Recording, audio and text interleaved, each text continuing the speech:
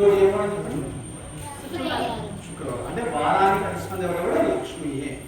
అయితే లక్ష్మీ వారం విన్నప్పుడు లక్ష్మీ వారం గురువారం సాయంత్రం థర్స్డే. అంటే లక్ష్మీ వారం అనేది ఎందుకు నిన్న ప్రారంభం అవుతుంది, లక్ష్మీ వారం గురువారం ఎందుకంటే లక్ష్మి ఈ రోజు రావడానికి ముందే మనం ఇల్లంతా శుద్ధి చేసుకోవాలి.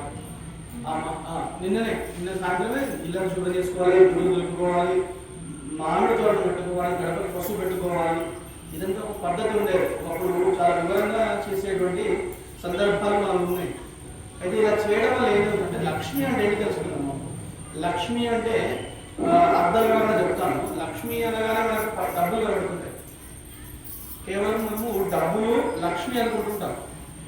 డబ్బులు మాత్రమే లక్ష్మి కాదండి. ఇప్పుడు కోటాను కోట్ల డబ్బులు ఉన్నప్పటికీ కూడా అతనికి ఆరోగ్యం బాగాలేదనుకోండి, అతని దగ్గర లక్ష్మి లేదంటే దరిద్రుడేవాడు. ఆరోగ్య లక్ష్మి లేదు. అదే కోటాను కోట్ల డబ్బులు ఉన్నాయి, ఆరోగ్యం ఉంది, చక్కటి శరీరం ఉంది, కానీ సంతానం లేవు, వాడు దరిద్రుడు. వాడి సంతాన లక్ష్మి లేనటువంటి వ్యక్తి అని అర్థం చేసుకోండి. కోటాను కోట్ల డబ్బులు ఉన్నాయి, ఆరోగ్యం ఉంది, సంతానం ఉంది, కానీ మనకి పని లేదనుకున్నాం. రాజ్యలక్ష్మి లేదు, ఉద్యోగం లేదు, వాడి దరిద్రుడు. అట్లా మనకు అష్టలక్ష్మి ఉంటాయి. ధనలక్ష్మి, ధాన్యలక్ష్మి, సంతాన లక్ష్మి, వీరలక్ష్మి, రాజ్యలక్ష్మి అని ఈ విధంగా కొంతమంది ఉంటారు. మగవాళ్ళే ఉంటారు, కానీ వాడికి పిరికితనం ఉంటుంది, వాడికి ఏ రకమైనటువంటి ధైర్యం ఉండదు, వాడికి ధైర్యలక్ష్మి లేదు. లక్ష్మి వివిధ రూపాల్లో ఉంటుంది. మనము లక్ష్మిని ఏ విధంగా చూస్తూ ఉంటాము, డబ్బుతో లెక్క పెడుతుంటాము అమ్మవారిని. డబ్బుకి అమ్మవారికి సంబంధించినటువంటి ధనలక్ష్మి అని అంటే ధనం అనేది చాలా రకాలుగా ఉంటుంది. ఇప్పుడున్నటువంటి ధనం వేరు, ఇప్పుడు కరెన్సీని ధనం అనుకుంటుంటాము. ధనలక్ష్మి అని అంటే చాలా డిఫరెంట్ ఫామ్లో ఉంటుంది, వివిధ రకాలుగా ఉంటుంది. మరి అలాంటి మహాలక్ష్మి ఎలా ఉంటుంది, ఆమె రూపం ఎలా ఉంటుందని ఒక చిన్న శ్లోకంలో వర్ణించుకుందాం.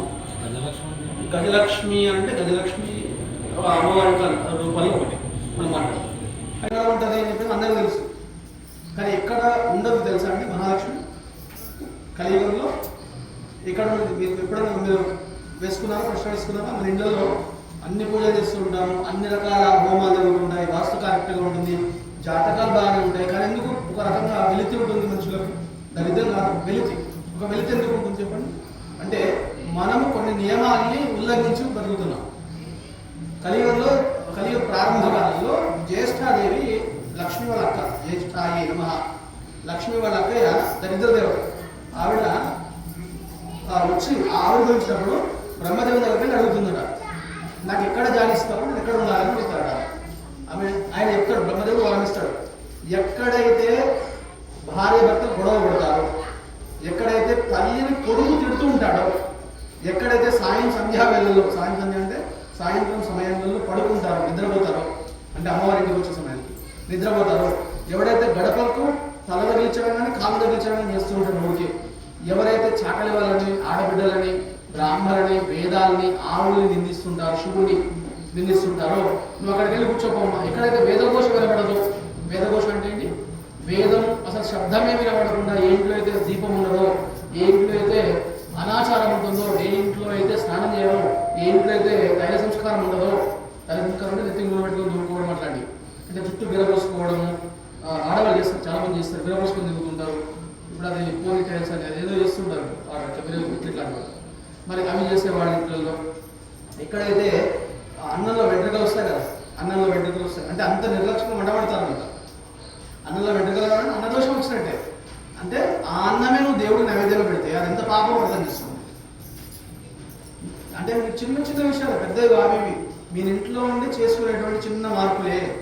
ఆ ఇళ్ళల్లో వెళ్ళి కూర్చోపోని వరమిస్తాడు. అది చాలా లిస్ట్ ఉంటుంది, టైం లేదని చెప్తలేదు. ఆ జ్యేష్ఠాదేవి అక్కడ పోయి కూర్చుంటారు. ఎక్కడైతే జ్యేష్ఠాదేవి ఉండదో అక్కడ మహాలక్ష్మి కూర్చుంటారు.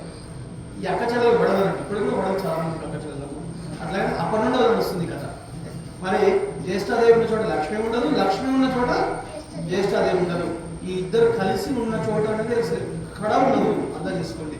కాబట్టి మీరు వీలైనంత వరకు, నేను ఒక వీడియో కూడా చేసి పెట్టాను, మహాలక్ష్మి స్థితి అంటే కటాక్షం కోరడానికి ఏం చేయొద్దో చెప్పిన, ఏం చేయాలో కాదు, అందరు ఏం చేయాలో చెప్తారు, ఏం చేయొద్దో చెప్పిన ఒక వీడియో ఉంటుంది, వీడియో కూడా చూడండి. కాబట్టి నేను మళ్ళీ చెప్పేది ఏంటంటే, మరీ భయంకరమైనటువంటి ఆచారాలు పాటించాల్సిన అవసరం లేదు. మినిమం ఆచారం పాటించండి. కొంతమంది ఏంటంటే ఆచారం పేరు మీద ఒకటే దాన్ని ఏమంటారు ఇంగ్లీష్లో ఓవర్ యాక్షన్ అంటారు, అతి చేస్తుంటారు అన్నమాట. వాళ్ళు ఎవరైనా సరే వాళ్ళని వీళ్ళు డ్రామా జూనియర్స్ సీనియర్స్ కూడా అయిపోయారు. మరి వాళ్ళు ఏం చేస్తుంటారంటే ఇవన్నీ వాళ్ళు పూజ చేస్తుంటే విధ్వంసం ఉంటారు మొత్తం. ఒక అమ్మవారి కదా యుద్ధం చేసినట్టు అమ్మవారు యుద్ధం చేస్తుంటే మొత్తం అంతా యుద్ధ భూమి అంతా కూడా అలా కలవలు ఉంటుందట, భయంకరంగా తిరుగుతుంటారట, ఎట్లా తిరుగుతుంటారట అమ్మవారు. వీళ్ళు కూడా పూజ చేసే అట్లా చేస్తుంటారు, వాళ్ళ కూడా తట్టుకోలేదు, అంత భయంకరంగా ఉంటారు. అంత అవసరం లేదు. అంటే భర్త తిండి పెట్టారు పూజ చేస్తే తెస్తలేదా ఏంది ఊరికి ఛాయ్ అంటే వాడుతుంది మొత్తం వాడిని చంపుతుంది పాపం. అట్లా కాదు కదా, వాడికి ఛాయ్ ముఖం మీద ఛాయ్ వాడు టిఫిన్ చేసి వాడు కూర్చుంటాడు కదా, అప్పుడు చేసుకో పూజ. ఇక కొంతమంది ఏం చేస్తుంటారు శ్రీమాత శ్రీమహాసనేశ్వరి వస్తున్నారు అంటారు, అది ఎవరు విలువడు కదా, పుట్టిగా ఏంటది లేకపోతే కుక్కర్ పెడుతుంది, ఇది ఏదో వస్తుంది. అంటే నువ్వు చేయాల్సిన వేషం కాదు పూజ. పూజ అంటే 10 మందికి ఎగ్జిబిట్ చేసేటువంటి విషయం కాదు.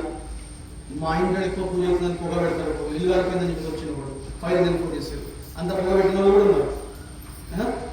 ఇవన్నీ ఎందుకు అవసరం లేదు. ఉన్నంతలో అమ్మవారి ధూపం వెలిగించుకుంటే మొత్తం ముఖం మీద పెట్టండి తీసుకుని. అట్లా కాదు అగరబత్తులు తీసుకొచ్చి ముఖం మీద పెట్టాల్సిన అవసరం లేదు.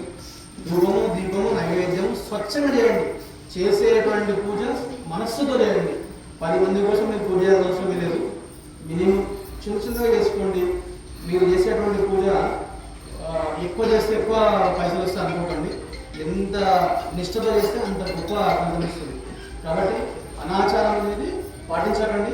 వీలైనంత వరకు ఆచారయుక్తంగా ఉండండి. ఆ అమ్మవారి సేవ చేసుకోండి. మీకు ఎంత వీలైతే అమ్మవారి సేవ చేసుకోండి, సరేనా?